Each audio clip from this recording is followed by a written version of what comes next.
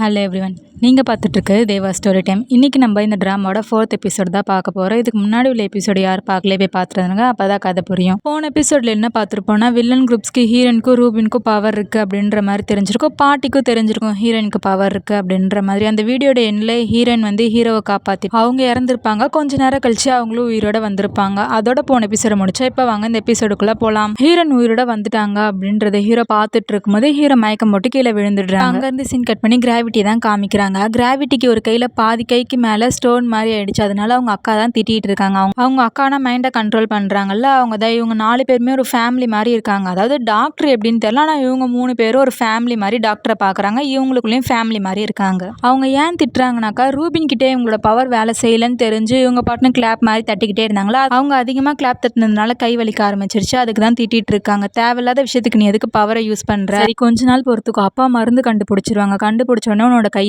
சரியாயிடும் அப்படின்ற மாதிரி சொல்லிட்டு 2 பேரும் வெளியில போயிடுறாங்க. இப்போ இமேஜின்கள் தான் காமிக்கிறாங்க. இமேஜின்கள் ஒரு ரூம் வாசல்ல நிக்கிறாங்கல்ல, அந்த ரூம்ல தான் ஹீரோ சின்ன வயசுல தங்கியிருப்பாங்க. சின்ன வயசுல நடந்த விஷயத்தை தான் இமேஜின்கள் யோசிச்சு பாக்குறாங்க. அவங்க அம்மாவை நினைச்சு கஷ்டப்பட்டுட்டு இருக்கும்போது இவங்க தான் அவங்களோட இமேஜின் பவர் வச்சு ஹீரோவை சிரிக்க வச்சிருப்பாங்க. ஹீரோ சிரிக்கிறத பார்த்து இவங்க சிரிச்சிருப்பாங்க. அதை தான் இப்போ யோசிச்சு பார்த்துட்டு அவன் அன்னைக்கு சிரிச்சான் என்னை பார்த்து அப்படின்ற மாதிரி சொல்லிட்டு போறாங்க. இப்போ அங்கிருந்து சீன் கட் பண்ணி ஹீரோவை தான் காமிக்கிறாங்க. இப்போ ஹீரோயின் வீட்டில் தான் இருக்காங்க. அவங்க சுத்தி இருக்கிற பொருள்லாம் பாக்குறாங்க. அவங்களுக்கு அந்த வீடை பார்க்கும் போதே தெரிஞ்சிருக்கு ஹீரோ டெம்பரவரியாக அங்கே தங்கியிருக்காரு, எப்போ வேணாலும் போகலாம் அப்படின்றத ஹீரோயின் தெரிஞ்சுக்கிறாங்க. ஹீரோனு சரி இரு நான் போயிட்டு டவல் எடுத்துட்டு வரேன் அப்படின்ற மாதிரி சொல்லிட்டு ஏந்திரிக்கிறாங்க. பார்த்தா எல்லா பொருளுமே பறந்துட்டு இருக்கு. ஹீரோயின் கையை பிடிச்சிட்டு இருக்காங்க. ஹீரோ தூக்கத்திலே பேச ஆரம்பிக்கிறாங்க. இங்கேருந்து போகாதீங்கம்மா அப்படின்ற மாதிரி சொல்லிட்டு அழ ஆரம்பிச்சிடுறாங்க. ஹீரோனும் போகலை அப்படின்ற மாதிரி பக்கத்துலேயே உட்காந்துக்கிறாங்க. ஹீரோனோட பேகும் பறந்துட்டு இருக்கும். அந்த பேகை பிடிச்சி எடுத்து அதில் இருக்க டிஷ்யூ எடுத்து ஹீரோட கண்ணீரை தொடச்சி விட்டுட்டு இருக்காங்க. இப்போ கிம்மும் ரூபினும் ஹீரோக்கு மருந்து வாங்குறதுக்காக மெடிக்கலுக்கு வந்திருக்காங்க. அப்போதான் கிம் ரூபின் கிட்டே கேட்குறாங்க, நேற்று எதுக்காக அவன் மிஸ்டர் விசித்திரத்தை சாவடிக்க வந்தான் அப்படின்ற மாதிரி கிம் வந்து ரூபின் கிட்ட கேட்குறாங்க. இல்லை எனக்கு தெரியாது, ஆனால் அவங்ககிட்டயும் நம்மள மாதிரி சக்தி இருக்குது. அப்படியா? ஆமாம், அவங்கள பார்த்து அவங்க வண்டர் கிண்டர்னு சொல்லிக்கிட்டாங்க. அப்போ கிம்மும் கேட்குறாங்க, அப்போ நம்மளும் வண்டர் கிண்டரா அப்படின்ற மாதிரி கேட்குறாங்க. இல்லை நம்மளை பார்த்து வண்டர் கிண்டர்னு சொல்ல, டிஃபெக்டிவ் ப்ராடக்ட்னு சொல்கிறான் அப்படின்னு சொன்னே கிம்முக்கு கோவம் வந்துருச்சு. யாரை பார்த்து என்ன சொல்லிட்டு இருக்கான், நம்ம எப்படியோ அவங்களும் அது மாதிரி தான் அப்படின்ற மாதிரி சொல்கிறாங்க. ஒருவேளை அவங்க தான் அந்த குளத்துல எல்லாத்தையும் கலந்துட்டு இருக்காங்களோ அப்படின்ற மாதிரி 2 பேரும் மாற்றி மாற்றி பேசிகிட்டு இருக்காங்க. இப்போ அங்கேருந்து சீன் கட் பண்ணி அடுத்த நாள் காலைல தான் காமிக்கிறாங்க. 3 பேர் அங்கே வேலை செஞ்சுட்டு தான் இருக்காங்க. ஆனால் அவங்களுக்கு வேலை தரல, இவங்களா போய் செஞ்சுட்டு இருக்காங்க. ரூபின் அந்த இடத்துல கதவை துடைக்கிறாங்க. கிம் வந்து டோர்லாம் ஓப்பன் பண்ணி விடுறாங்க. ஹீரோயின் டோக்கன் கிழிச்சு தராங்க. 3 பேருமே இந்த வேலை தான் பார்த்துட்டு இருக்காங்க. ஹீரோவும் வராங்க. ஹீரோ கூட வேலை செய்கிறவங்களும் ஹீரோ கிட்ட சொல்கிறாங்க, கண்ணாலே பேசிகிட்டு இருக்காங்க. இங்கே வரவங்களே அவங்களுக்கு ஏதோ ஒரு ப்ராப்ளம், அதை நம்ம தீர்த்து வைப்போம் தான் வராங்க. ஆனால் இவங்கள பார்த்தோன்னே இவங்கள எதுக்கு இங்கே வச்சிருக்கீங்க, இதுதான் எங்களுக்கு பெரிய ப்ராப்ளம் அப்படின்ற மாதிரி சொல்லிட்டு போயிடுறாங்க அப்படின்ற மாதிரி ஹீரோ கிட்ட சொல்கிறாங்க. அதனால ஹீரோவும் பேக் எடுத்துக்கிட்டு போயிடுறாங்க. ஹீரோவை ஃபாலோ பண்ணிட்டு அவங்க 3 பேரும் போயிடுறாங்க. அதே இடத்துல தான் இமேஜின் கேர்ளுமே இருக்காங்க. ஹீரோவும் கேட்குறாங்க, எதுக்காக 3 பேரையும் நீ இப்படி ஃபாலோ பண்ணிக்கிட்டே இருக்கீங்க, நீங்கள் ஃபாலோ பண்ணாலும் உங்களுக்கு நான் ஹெல்ப் பண்ணுற மாதிரி இல்லை அப்படின்ற மாதிரி சொல்லிடுறாங்க. ஹீரோனு உங்கள் வாய் மட்டும்தான் அப்படி சொல்லுது, ஆனால் நீங்கள் முதல்ல இருந்து எங்களுக்கு ஹெல்ப் மட்டும்தான் பண்ணிட்டு இருக்கீங்க அப்படின்ற மாதிரி சொல்லிட்டு இனி நம்ம 4 பேரும் ஃப்ரெண்ட்ஸ் அப்படின்ற மாதிரி சொல்லிட்டு ரூபின் மேலே கிம் மேலே கை போட்டுட்டே போயிடுறாங்க. இதை பார்த்து ஹீரோ சிரிச்சிட்டு இருக்காங்க. ஹீரோ சிரிக்கிறத பார்த்து இமேஜின் கேர்ளுமே சிரிக்கிறாங்க. சிரிச்சுட்டு அவன் சிரிக்கிறான், ஆனால் அவன் என்னை பார்த்து சிரிக்கலையே அப்படின்ற மாதிரி கோவப்படுறாங்க. அங்கேருந்து சீன் கட் பண்ணி 4 பேர் தான் காமிக்கிறாங்க. ஹீரோ தான் இப்போ பேசுகிறாங்க. அவங்க உங்ககிட்ட சண்டைக்கு வந்தால் நீங்கள் சமாதானமாக போக பாருங்க, அப்போ அவங்க மட்டும் சண்டைக்கு வராங்களா, நாங்களும் சண்டைக்கு போவோம் அப்படின்ற மாதிரி ஹீரோயின் சொல்கிறாங்க. அவங்க எங்க நம்ம கிட்ட சண்டைக்கு வந்தாங்க, அவங்க வாத்தியார் கிட்ட தானே சண்டைக்கு வந்தாங்க அப்படின்ற மாதிரி சொல்கிறாங்க. ஹீரோனும் வாத்தியார் நம்மள வேறையா, வாத்தியார் சண்டைக்கு கூட நம்மளே சண்டை கூட்ட மாதிரி அப்படின்ற மாதிரி ஹீரோயின் சொல்கிறாங்க. பக்கத்தில் கிம் தான் கோக்குமாக்காரி அமைதியார் அப்படின்ற மாதிரி சொல்கிறாங்க. அங்கே பார்த்தாக்கா கிம்முக்கும் ஹீரோனுக்கும் சண்டை வர ஆரம்பிச்சிருது. ரூபின் தடுத்துட்டு இருக்காங்க. அப்போ ஹீரோ அமைதியா இருங்கன்ற மாதிரி சொல்லி பார்க்குறாங்க. ஆனால் அவங்க கேட்க மாட்டாங்க. அவங்க பேக்லேருந்து சாக்லேட்ஸ் எடுக்கிறாங்க. இவங்க 3 பேர் எனக்கு அப்படின்ற மாதிரி பார்க்குறாங்க. அடுத்த நிமிஷமே சாக்லேட்ஸ்லாம் வாங்கி சாப்பிட்டுக்கிட்டு 3 பேரும் அமைதியாக உட்காந்துட்டு இருக்காங்க. சரி இப்பயாச்சும் கண்டுபிடிச்சிங்களா என்ன பண்ணால் அவங்க பவர் வெளியில் வருதுன்றத அப்படின்ற மாதிரி ஹீரோவும் கேட்குறாங்க. ஹீரோனும் சொல்கிறாங்க, என்னோட ஹார்ட் பீட் அதிகமாச்சுன்னா என்னோட பவர் வேலை செய்யுது அப்படின்ற மாதிரி அவங்க கன்ஃபார்ம் பண்ணி சொல்லிடுறாங்க. இது தெரிஞ்சதுனாலே என்னன்னு தெரியல, என்னோட ஹார்ட் பீட் இப்போ நார்மலாக தான் இருக்குது, அதிகமாக ஆக மாட்டுது அப்படின்ற மாதிரி சொல்கிறாங்க. ஹீரோவும் டப்புன்னு பயம் புத்துறாங்க. ஆனால் 2 பேருமே பயந்துடுறாங்க. ஆனால் ஹீரோயின் மட்டும் அமைதியாக உட்காந்துட்டு இருக்காங்க. ரூபின் கிட்டேயும் கேட்குறாங்க. ரூபினும் சொல்கிறாங்க, என் கண்ணு கலங்கினாக்கா என்னோட பவர் வேலை செய்யுது அப்படின்ற மாதிரி சொல்கிறாங்க. அப்புறம் கிம்மையும் ரூபினையும் ஆப்போசிட்டில் உட்கார வச்சு கிம் கிட்டேயும் ஹீரோ சொல்லிடுறாங்க ரூபினை அழ வைக்க சொல்லி. கிம்மும் சரின்னு சொல்லிடுறாங்க. பிடிச்சிக்கிறாங்க. ஹீரோ கிம்மோட கையும் ரூபினோட கையும் பிடிச்சிக்கிறாங்க. கிம் ரூபினை திட்ட ஆரம்பிச்சிடுறாங்க. உனக்கும் செனிக்கும் வேணாம், லைஃப்ல கோல் இல்லாம இருக்கலாம், லாஸ்ட் வரைக்கும் வெங்காயம் உரிச்சுக்கிட்டே உட்காந்துட்டு இருக்கலாம்னு நினைக்கிறீங்களா? ஆனா எனக்கு அப்படி கிடையாது, நிறைய கோல் இருக்கு, என்னோட கிளாஸ்ல நான் தான் ஃபர்ஸ்ட் மார்க் எடுத்தேன் தெரியுமா அப்படின்ற மாதிரி சொல்லும் போதே ஹீரோட கையில ஒட்டிக்கிச்சு கிம்மோட கை. ரூபினுக்கும் கோவம் வர ஆரம்பிச்சிருச்சு. ஹீரோட கையை டைட்டா பிடிப்பாங்களா, ஹீரோக்கு வலிக்க ஆரம்பிச்சிருச்சு. ஹீரோவும் கையை விடுன்னு சொல்றாங்க. ஆனா ரூபின் விட மாட்டாங்க. ஏன்னா அந்த கோவத்துல அவங்களுக்கு என்ன பண்றாங்கன்றதே தெரிய மாட்டுது. கிம்மும் கையை விடுறா அப்படின்ற மாதிரி சொல்லிடுறாங்க. கிம்மோட ஒரு கையவும் பிடிச்சிக்கிறாங்க. அவங்களும் கையை விடுறா வலிக்குது அப்படின்ற மாதிரி சொல்லிடுறாங்க. அவங்க சொன்னதும் ஹீரோ கையோட கிம்மோட கை ஒட்டிட்டு இருக்கும்ல,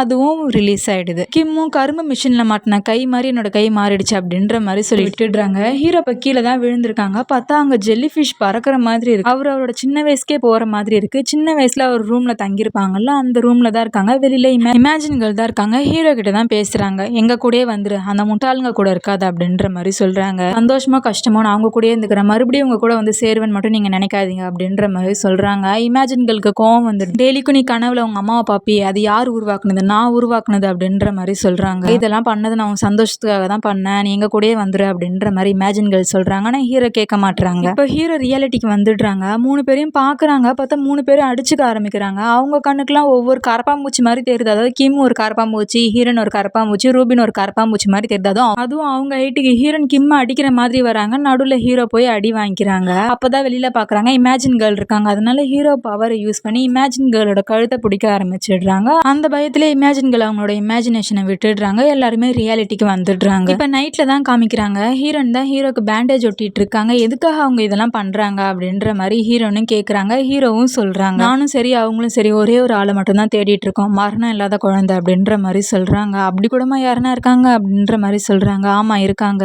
அவங்களோட இதே துடிப்பு நிக்கவே நிக்காது, நீயும் அன்னைக்கு இறந்துட்டு உயிரோட வந்தீல அப்படின்ற மாதிரி சொல்றாங்க. எனக்கு சரியா தெரியல, நான் அன்னைக்கு மயக்கத்துல இருந்தா தான் நினைக்கிறேன் அப்படின்ற மாதிரி சொல்றாங்க. ஹீரோவும் சாரி அப்படின்ற மாதிரி கேக்குறாங்க. ஹீரோனும் ஏன் அப்படின்ற மாதிரி சொல்றாங்க. நான் உன்னை தப்பா நினைச்சிட்டேன், நீ தான் அந்த மரணம் இல்லாத குழந்தைன்னு நினைச்சேன் அப்படின்ற மாதிரி சொல்றாங்க. ஹீரோனும் எதுக்காக அப்படி நினைச்சிங்க அப்படின்ற மாதிரி கேக்குறாங்க. அப்பதான் ஹீரோ இன்னொரு விஷயத்தையும் சொல்றாங்க. 20 வருஷத்துக்கு முன்னாடி உங்க பாட்டி தான் அந்த ரிசர்ச்க்கு ஸ்பான்சர் பண்ணாங்க அப்படின்ற மாதிரி சொல்றாங்க. இதை வந்து ஹீரோனால ஏத்துக்கவே முடியல, எங்க பாட்டி எல்லாம் பண்ணிருக்க மாட்டாங்க அப்படின்ற மாதிரி சொல்லிட்டு பாட்டி கிட்ட வந்தாங்க. இதை வந்து ஹீரோனால ஏத்துக்கவே முடியல, எங்க பாட்டி எல்லாம் பண்ணிருக்க மாட்டாங்க அப்படின்ற மாதிரி சொல்லிட்டு பாட்டி கிட்ட வந்து கேக்குறாங்க. பாட்டி அவங்க பண்ண தப்ப ஒத்துக்கிறாங்க. அப்புறம் அந்த குழந்தைக்கு என்ன ஆச்சு அப்படின்றதையும் சொல்றாங்க. அந்த குழந்தையோட பாதி தலையில அடிபட்டு இருந்துச்சு, எல்லாரும் இறந்துட்டோன்னு சொல்லிட்டு போயிட்டாங்க. கடைசியில் அந்த குழந்தை தன்னோட கையை அசிச்சு நான் உயிரோட தான் இருக்கேன் அப்படின்ற மாதிரி சொன்னாங்க. நாங்களும் இட்டுட்டு போய் ஹாஸ்பிட்டலில் சேர்த்தோம். ஆனால் அந்த குழந்தையோட பாதி மூளைக்கு மேலே அடிபட்டுருந்துச்சு, அதை சரி பண்ண முடியாதுன்னு சொன்னாங்க. அப்படியே சரி பண்ணாலும் மற்ற குழந்தைங்க மாதிரி வாழ்க்கையை வாழ முடியாது அப்படின்ற மாதிரி சொல்லிட்டாங்க. நீங்கள் அந்த குழந்தைக்கு பண்ணுற நல்லதாக கூட நினச்சிக்கோங்க, அந்த குழந்தை வழியில் ஒவ்வொரு நிமிஷமும் செத்துட்டு இருக்கு அப்படின்ற மாதிரி டாக்டர் சொல்லிடுறாங்க.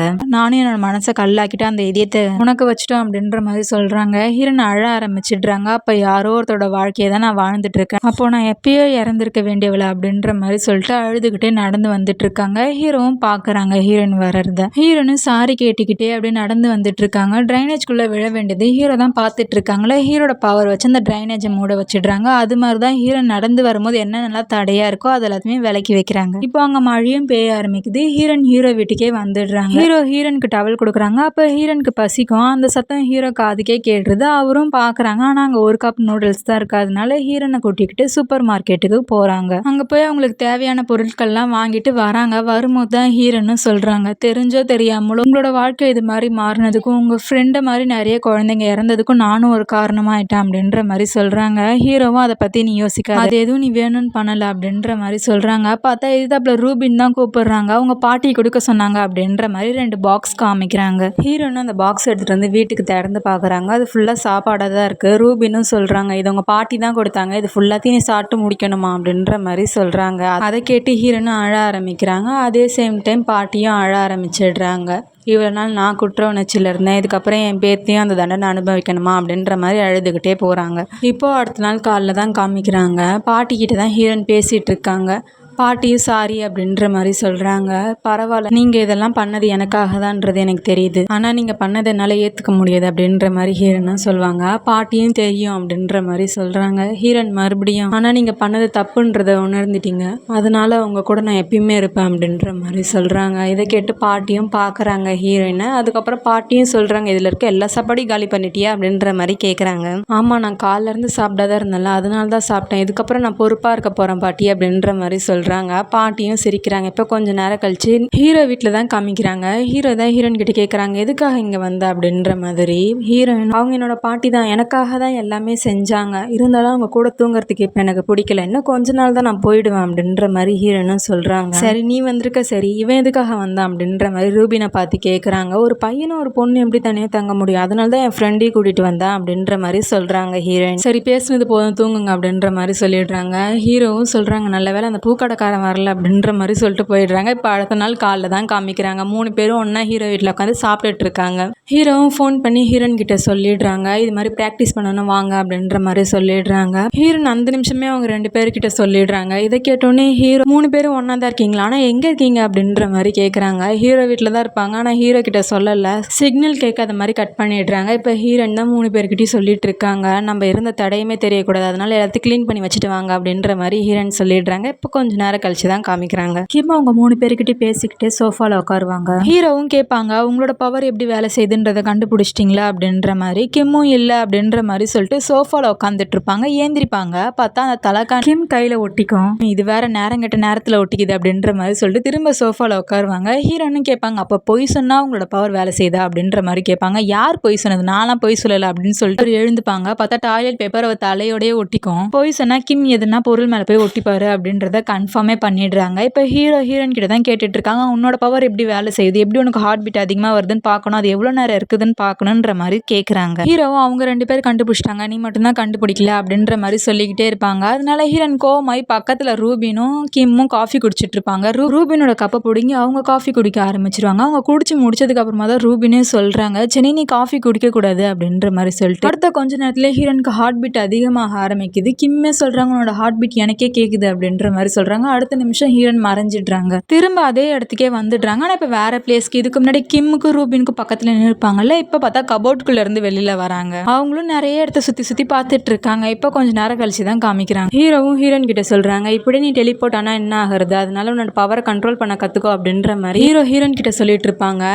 ஹீரோ கூட டெலிபோர்ட் ஆகிடுறாங்க. ஹீரோயினும் ஹீரோ அங்கேயே விட்டுட்டு ஹீரோயின் மட்டும் இங்கே தனியாக வந்துடுறாங்க. ரூபினும் கேட்குறாங்க, எங்கே வாத்தியார் அப்படின்ற மாதிரி. அவர் அங்கேயே விட்டுட்டு இருந்த, சும்மா திட்டிக்கிட்டே இருக்காருப்பா அப்படின்ற மாதிரி சொல்கிறாங்க. அப்போன்னு பார்த்து ஹீரோவும் கால் பண்ணுறாங்க. கால் பண்ணி வந்து கூட்டிகிட்டு போன்ற மாதிரி சொல்கிறாங்க. ஹீரோனும் சரி என்னதான் இருந்தாலும் நம்ம வாத்தியாராக போயிட்டாரு, இருப்பா வந்து கூட்டிகிட்டு போகிறான் அப்படின்ற மாதிரி சொல்லிட்டு ஹீரோனும் போயிடுறாங்க. கரெக்டாக ஹீரோ பக்கத்தில் போகிறாங்க, டெலிபோர்ட் ஆகிடுறாங்க. மறுபடியும் டெலிபோர்ட் ஆகிட்டு திரும்ப போகிறாங்க பீச்சுக்கு. ஆனால் ஹீரோ எங்கேயோ இருக்காங்க, ஹீரோயின் எங்கேயோ இருக்காங்க. குடுகுடுன்னு ஓடுறாங்க, திரும்ப ஹீரோ பக்கத்தில் போனது டெலிபோர்ட் ஆகிடுறாங்க. இதே மாதிரி தான் நடந்துட்டு இருக்கு. பக்கத்தில் போகிறாங்க, டெலிபோர்ட் ஆகிடுறாங்க, பக்கத்தில் போகிறாங்க, டெலிபோர்ட் ஆகிடுறாங்க. இதே மாதிரி நடந்துட்டு இருக்கு. ஹீரோவும் சரி நீ போ நான் வந்துடுறேன் அப்படின்ற மாதிரி சொல்லிடுறாங்க. இப்போ நைட்டில் தான் காமிக்கிறாங்க. ஹீரோயின் குக் பண்ணிட்டு இருக்காங்க. அப்போ தான் ஹீரோவே வராங்க.